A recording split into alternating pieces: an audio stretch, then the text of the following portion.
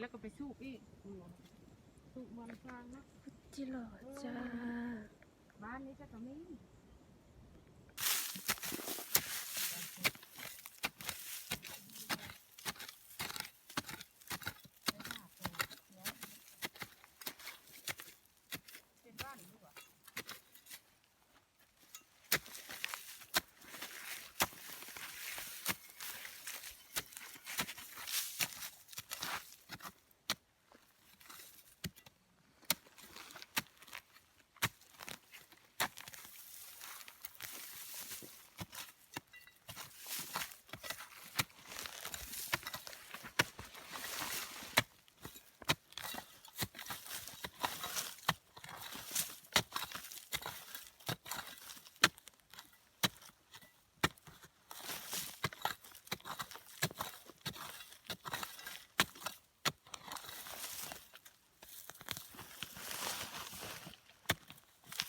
เลิกแล้วตื่นอีกทีแล้ว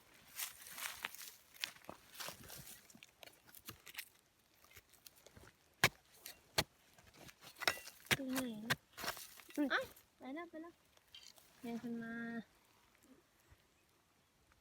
ได้แล้วใส่ของได้บ่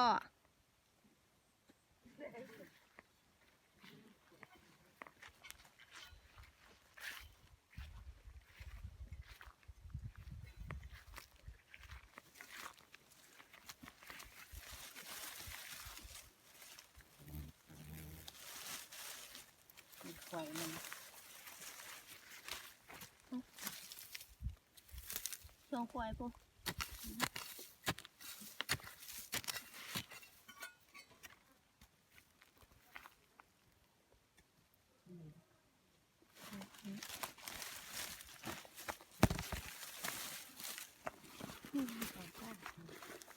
ที่ห้องเธอเสียงจ้ามันขึ้นมาทางนี้สินี่ถึงแล้วตื่นละตื่นแล้วตื่นตัวแม่อีกใส่ของจ้า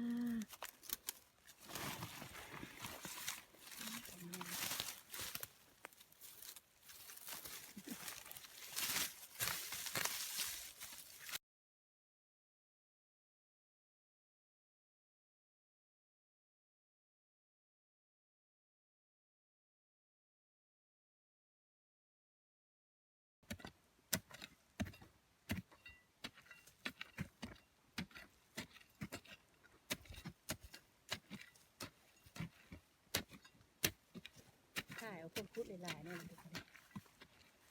จ้า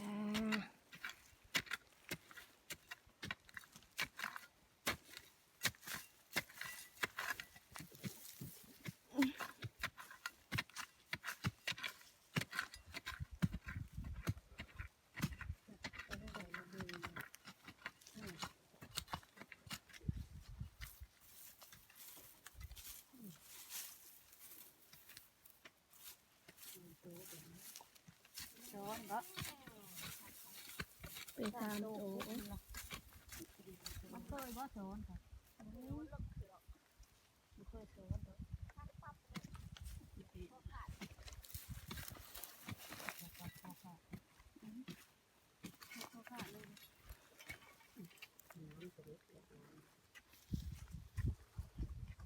ห่มไม้จ้าขุดอยู่กองห่มไม้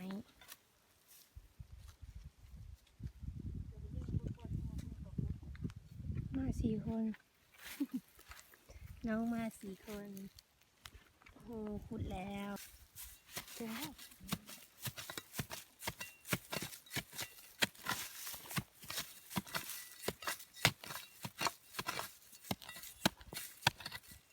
เอาล่ะเด็กตื่นแล้ว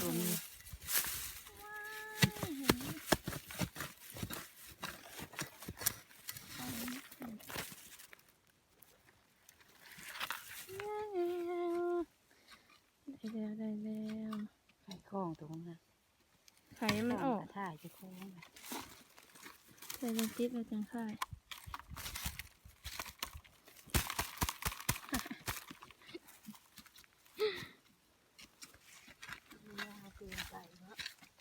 แท้งไปชั่วโมงก็ได้คิดคุดเบิดมือนี่ล่ะก็ได้เท่านั้น ไม่เห็นซะแล้วเธอ ไม่เห็นจะไปเสร็จแล้วมัน หมูหายจ้า ถ่ายได้ว่าวันจะขมุกขมุมเลยได้บางเลยให้กินกิน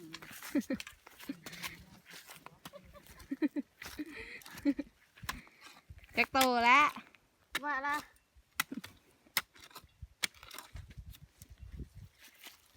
แม่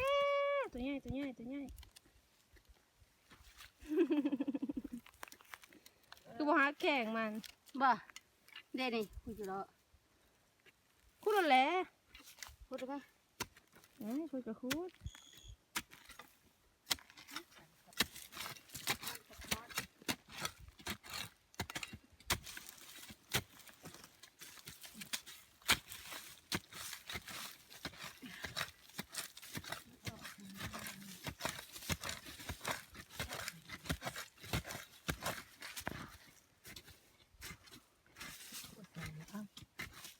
หายละแบบโอ้ยห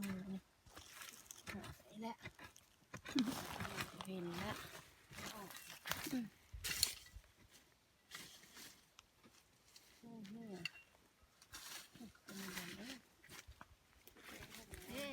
ตายครับนี่โลตายละฮะขุดเลาะไปเลยบางขุดเลาะไปทางไปทางเข้าไปดูตอนทอดแรงแล้วให้จะโคกออกมาทางนี้ไม่จังเคย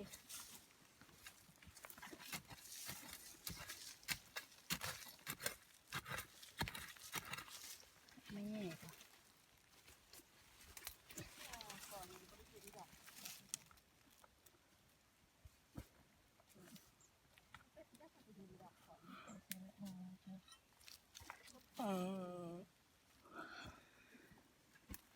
ข้าหักไม้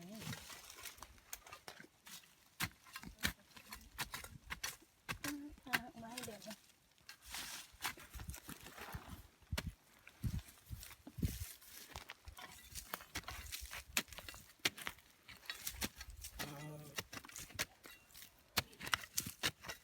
ที่ห้องน้อยจะเป็นที่พ่อไปทำห้องน้อยใช่ไหม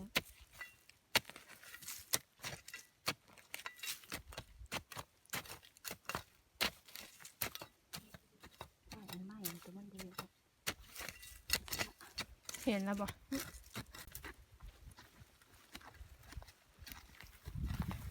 เห็นแล้วไหม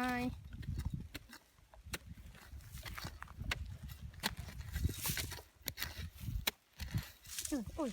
ไปแล้วคุบ up and down up and down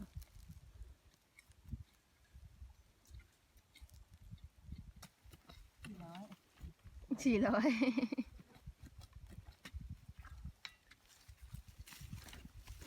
ง่ายครับน้อง ท้ออาจารย์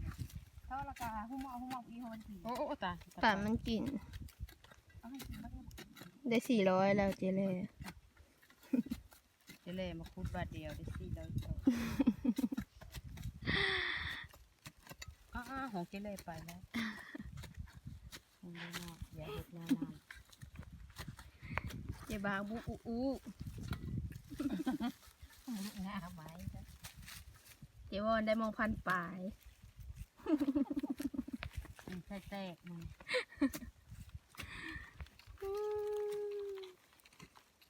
กินให้ดูนั่นแหละนั่งอยู่นั่นแหละ จะหอยคุดป่านคุดสเก็ตระเบิดซะละละ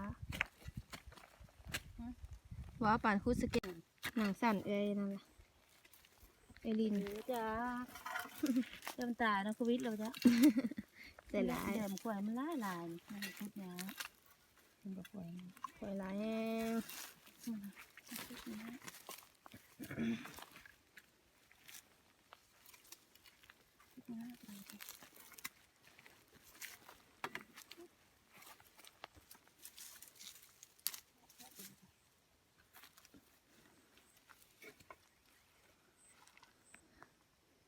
นะไม้แล้ว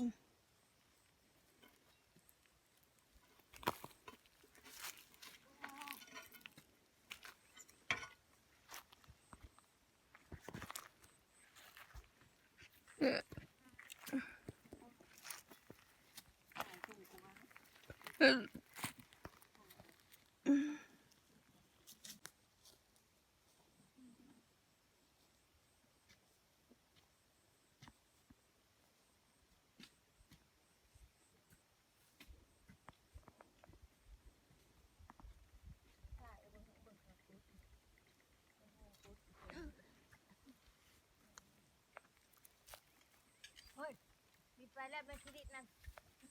เขาเท่าไรแล้วชิโต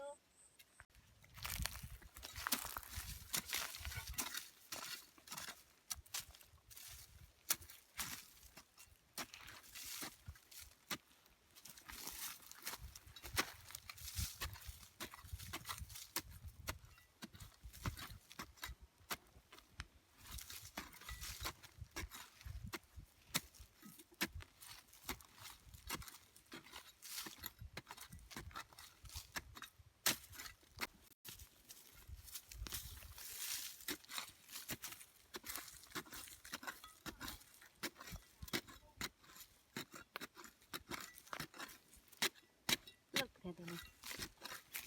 ก็สิได้ตัวหนึ่ง ถูกแล้ว อะไรไข่ย่อย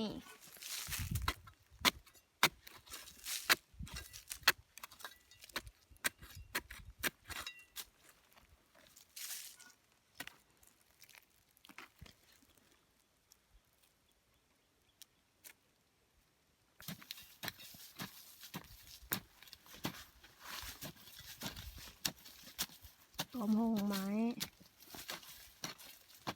สิมักอยู่หลาย หมดเต็มเลย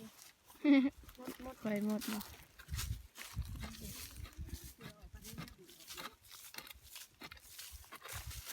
จะคิดเราห้าวกับปะจัก เดินไม่ได้ฮัดแท่งเบิ่งในแบบว่างาโค้งไปนั่นน่ะพูดใช่เพราะว่าเป็น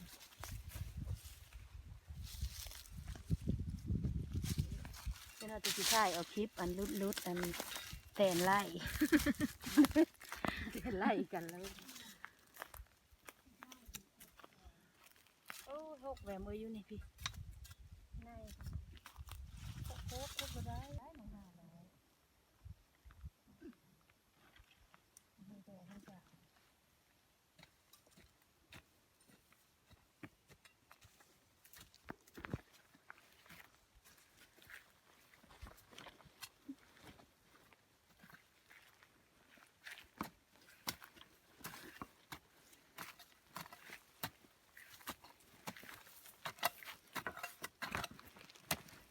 แล้วแต่มือ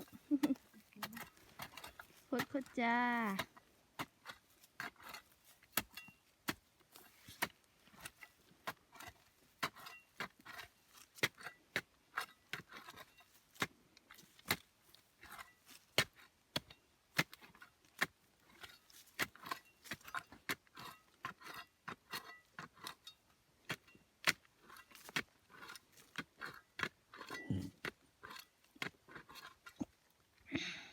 ไ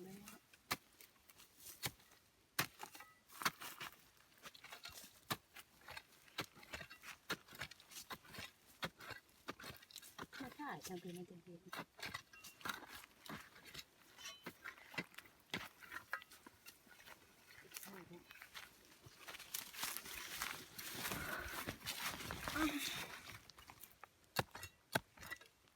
เดี๋ยวมันกระตูมันลุ่มกระตูมันตีโกนออกมาเห็นปะ เอามาล้อเซม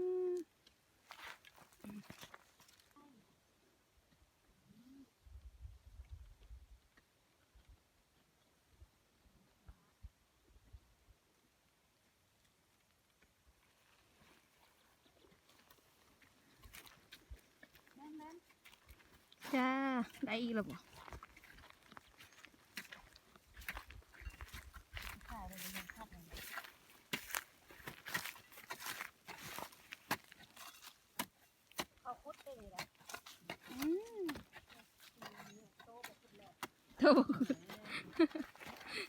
ตอนแรกขุดหลายตอนนี้มันก็แห้งแล้ว เขาพุดแล้วดิ นี่ละ พุดเจ้านี่ เจ้านี่หา เขาอ่ะจะเฮาบอก เฮ้ยทันมา นะเขาพุดแล้ว เอ้ยแร่พุด วะนั่นนี่นะ ข้าวเช้านี่นะ สันเทงมือว้า แร่พุดเชื่อเราเลยมาแล้วมันพุดเลยเชื่อมันทีเดียวมาแล้วมันพุดแต่ไม่พุดหรอก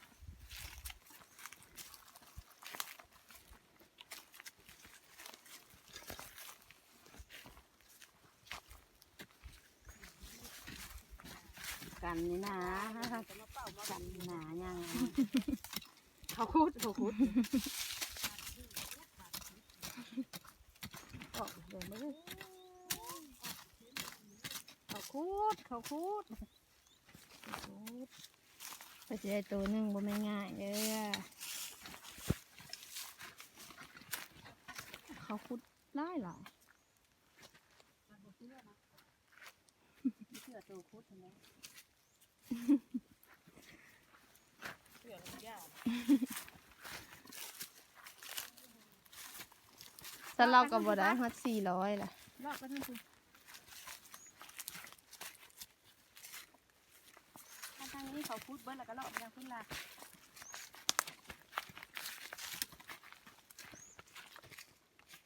เดี๋ยวก่อนไป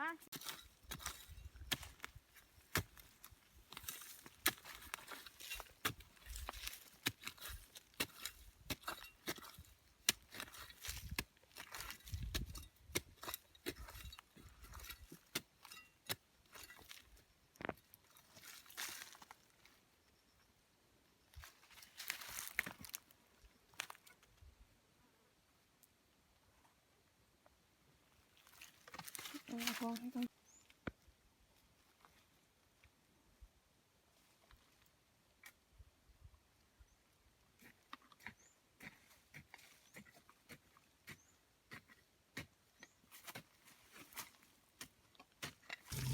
ไม่ได้ตายกัน100 บาทโตจ้าอยู่ๆอ่ะ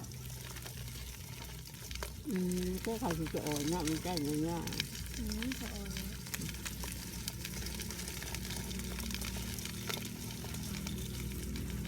ไปหามาจ้า